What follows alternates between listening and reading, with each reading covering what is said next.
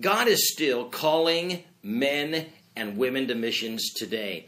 And although he's calling, not everybody's responding. And one reason people do not respond is because they make an excuse that goes like this. They say, I cannot go to the mission field because I'm not yet married.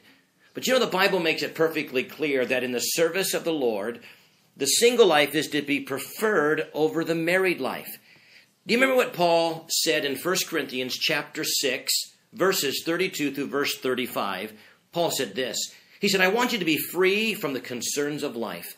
An unmarried man can spend his time doing the Lord's work and thinking how to please him. But a married man has to think about his earthly responsibilities and how to please his wife.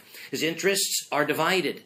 In the same way, a woman who is no longer married or has never been married can be devoted to the work of the Lord in body and in spirit.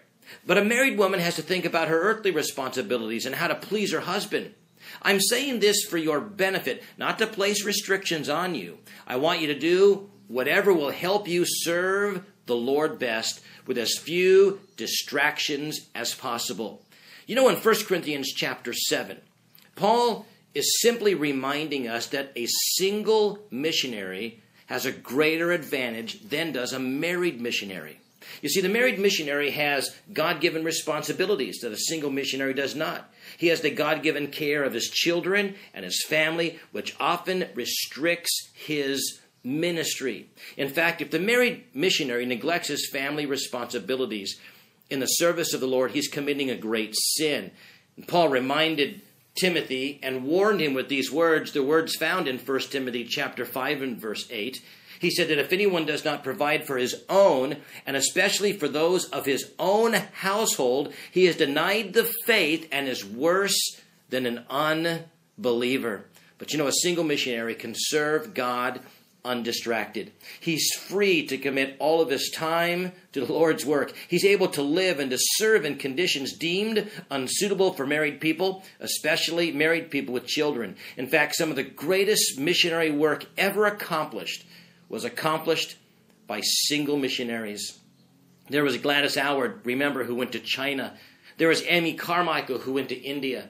There was Robert Morrison, the first missionary to step foot on Chinese soil. And of course, that man who helped evangelize inland China, Hudson Taylor, were all single missionaries. Some of these later married, but they began their missionary work single.